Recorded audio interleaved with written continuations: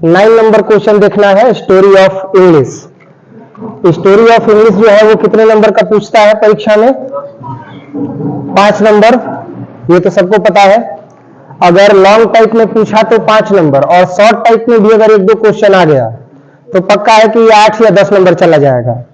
इसीलिए story of English पढ़ना जरूरी है। 9 नंबर क्वेश्चन है, इससे पहले भी क्वेश्चन डिस्कस कर चुके हैं। बाकी जो भी ऑनलाइन बच्चे देख रहे हैं वो चैनल को सब्सक्राइब कर सकते हैं। क्लियर है? Right a note on American English. Right a note on American English. American English पर एक नोट लिखें, एक टिप्पणी लिखें। In previous classes we discuss about Indian English, we discuss about African English, we discuss about British English, we discuss about so many English which is spoken in all over the world in different countries. English is mainly used in e-commerce business.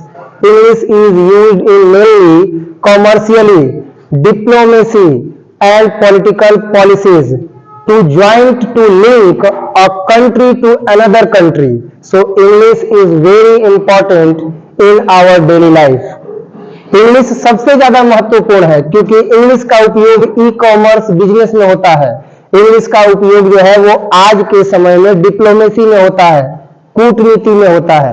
English का जो उपयोग है आज के समय में राजनैतिक नीतियों को बनाने में होता है, ताकि एक देश का दूसरे देश से लिंकअप हो सके, एक देश का दूसरे देश से संबंध स्थापित हो सके। तो इससे पहले के क्लास में हमने बहुत सारी चीजों के बारे में डिस्कशन किया है। अभी डिस्कस करेंगे right a note on American English. टिप्पणी करें, एक नोट लिखें, किस पर? अमेरिकन इंग्लिश पर। Long ago America was under British rule. बहुत समय पहले अमेरिका जो है वह ब्रिटिश शासन सत्ता के अधीन था। When America became free, और जब अमेरिका आजाद हुआ, Americans were able to establish their separate change in the original spelling, और तब जाकर के अमेरिकन्स जो है वह तैयार हुए इस्टेब्लिश करने के लिए their separate change in the original spelling, कि वह अलग अपना एक स्पेलिंग लेकर के चलेंगे इंग्लिश में, ग्रामर व्याकरण भी अलग लेकर के चलेंगे, and pronunciation of British English, और ब्रिटिश इंग्लिश का जो प्रोनाउंसिएशन है उसको भी वो अलग लेकर के चलेंगे।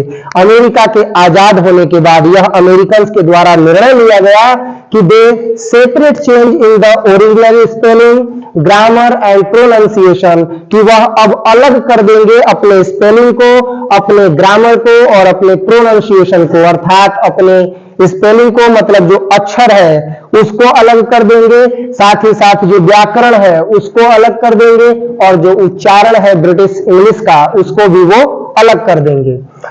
Thus American English came into being, और इस तरीके से अमेरिकन इंग्लिश अस्तित्व में आया। Today American English is also recognised as a world language.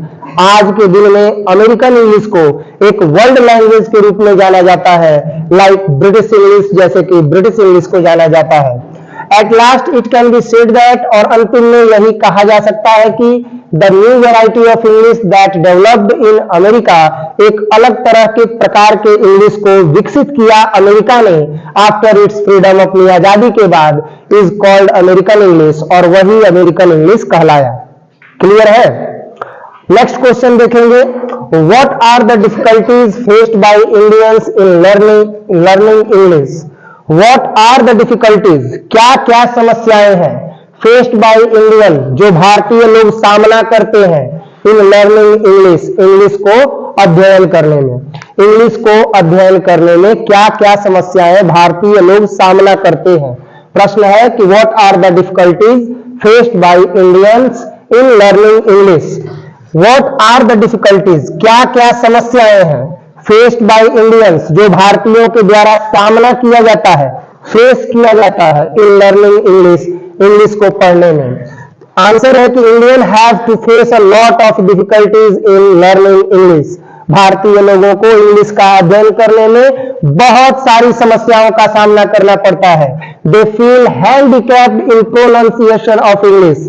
They feel handicapped, वह अपने आप को पंगु महसूस करते हैं ऑफ प्रोनाउंसिएशन ऑफ इंग्लिश, जब वह इंग्लिश का उच्चारण करते हैं, वर्ड्स विथ राइट स्ट्रेस, और शब्दों को वह सही उच्चारण से नहीं प्रस्तुत करते हैं, they are not acquired with its right intonation, और यह सही तरीके से उसका उपयोग नहीं कर पाते हैं। Some English structures do not correspond to the structure of the sentence, और कुछ इंग्लिश का जो स्ट्रक्चर है वह कभी भी स्ट्रक्चर वाक्य का जो होता है उसको कोरेस्पॉन्ड नहीं करता है ऑफ दियर ओन लैंग्वेज, क्योंकि उसमें उनका अपना लैंग्वेज होता है। अभी जो हम पढ़ा रहे हैं इसमें हमारा अपना लैंग्वेज है, इसीलिए इसको इंडियन इंग्लिश कहते हैं। When you speak English in accent of Indian tone, it will be called Indian English. And when you live in India and used language second as a English, then it must be acquired to use Indian accent, Indian tone in your English speaking. अगर आप भारत में रह रहे हैं और भारतीय लोगों के बीच में इंग्लिश बोल रहे हैं, तो आपका ये दायित्व बनता है कि आप अपने एक्सेंट को ही यूज करेंगे, अनदर एक्सेंट यूज नहीं करेंगे। बोलना है गुड मॉर्निंग तो बोलेंगे गुड मॉर्निंग, कुछ लोग बोलते हैं गुड मॉर्निंग, है कि नहीं, कुछ बोले गुड मॉर्निंग। अलग अलग एक्सेंट यूज नहीं करना है, जानते हैं लेकिन फिर भी यूज नहीं करेंगे, because we live in India, हम भारत में रह रहे हैं, इंडियन टोन इंग्लिश का यूज करेंगे क्योंकि इंडियन इंग्लिश भी है, समझ में आ रहा है ना। तो Indians have to face a lot of difficulties in learning English, English का अध्ययन करने में भारतीय लोगों को बहुत सारी समस्याओं का सामना करना पड़ता है, क्योंकि वो जो स्ट्रक्चर यूज करते हैं वो सेंटेंस के स्ट्रक्चर से डिफरेंट होता है, उसमें उनका अपना लैंग्वेज होता है। So Indians feel difficulties in English, इसीलिए जो इंडियंस है वह डिफिकल्टीज को फील करते हैं इंग्लिश को पढ़ने में। Right a note on the development of Indian poetry in English, right a note on the development of Indian poetry, एक नोट लिखिए विकास पर भारतीय कविताओं के इन इंग्लिश में, अंग्रेजी साहित्य में भारतीय कविताओं को किस प्रकार से लिखा गया, उसका विकास कैसे हुआ, इस पर एक नोट लिखें। In India poetry began to be written as early as the early part of the 19th century, भारत में जो कविताएं हैं वह इंग्लिश में लिखना प्रारंभ हुआ 19वीं शताब्दी के प्रारंभ में। Henry Louis Vivian Derozio, Kashi Prasad Ghosh, Toru Dutt and Manmohan Ghosh were the pioneer. जो हेनरी लुइस है, विवियन डार्जियो है, काशी प्रसाद घोष है, तोरू दत्त है और मनमोहन घोष है, ये लोग अन्वेषण करता है, अर्थात ये लोग प्रारंभ करने वाले प्रारंभिक कवि हैं जिन्होंने इंग्लिश में कविताओं को लिखना प्रारंभ किया। सरोजनी नायडू को कौन नहीं जानता है, नाइटिंगेल ऑफ इंडिया, भारत की क्या कही जाती है, बुलबुल कही जाती है। Sarojini Naidu, Rabindranath Tagore and Aurobindo Ghosh made moral and spiritual quest. जो सरोजनी नायडू जी है, जो रविंद्रनाथ टैगोर हैं और जो अरविंदो घोष हैं, इन्होंने ऐसी कविताएं लिखी हैं जो स्पिरिचुअल है, आत्मीय है और नैतिक है। Indian poetry in English matured, जो इंडियन पोएट्री है इंग्लिश साहित्य में परिपक्व हो गई and began to express modern Indian sensibility, और प्रारंभ कर दी व्यक्त करना मॉडर्न इंडियन सेंसिबिलिटी, आधुनिक भारत के भावनाओं को in the last part of 20th century, 20वीं शताब्दी के अंत तक आते आते। इस तरीके से हमने इंडियन लिटरेचर में इंग्लिश लिटरेचर में इंडियन पोएट्री का कैसे उद्गम हुआ, इस पर जवाब दिया कि 19वीं शताब्दी के प्रारंभ में कविताएं लिखा जाना प्रारंभ हो गया और 20वीं शताब्दी के अंत तक आते आते इंग्लिश क्या हो गई, परिपक्व हो गई, मजबूत हो गई। How can we improve our English, इसका जवाब आप अपने शब्दों में दे सकते हैं। How can we improve our English, हम कैसे अपने इंग्लिश को इंप्रूव कर सकते हैं। We can improve our English, हम अपने इंग्लिश को इंप्रूव कर सकते हैं, अब इसको छोड़िए।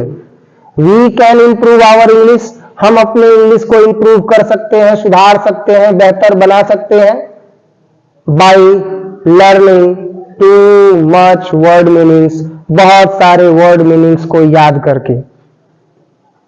After the learning word meanings we use these words according to the arrangement of sentence, so we must learn about translation and grammar. If we have a knowledge of grammar and translation, and if we have word meanings, then we used so many sentences in our daily life in English language while one another talking to each other.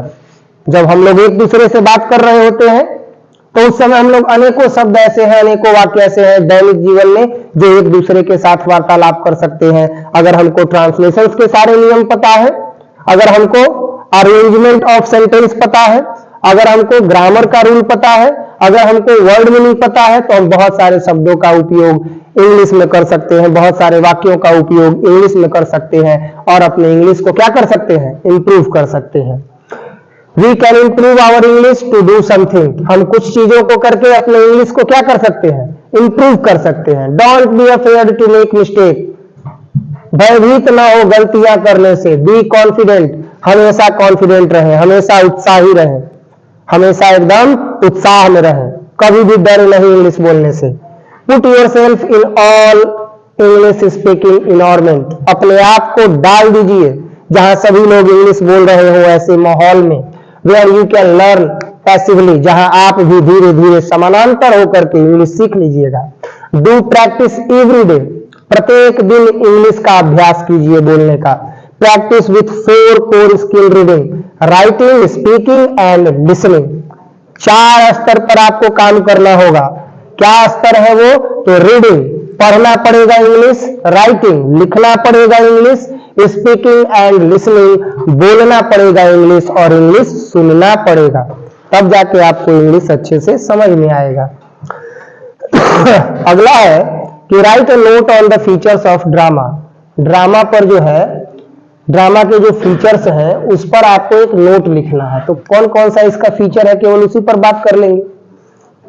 The features of drama are plot. जो drama का features है, जो drama का अभिन्न अंग है वह है प्लॉट। पहला, एक आधार होना चाहिए ड्रामा का। कैरेक्टर, चरित्र होने चाहिए ड्रामा में। Dialogue, gesture, scenic efforts, music and soliloquy, यानी आत्मीयता होनी चाहिए ड्रामा में। ड्रामा में संगीत होना चाहिए। ड्रामा में अभिनय करने वाला कोई चरित्र होना चाहिए।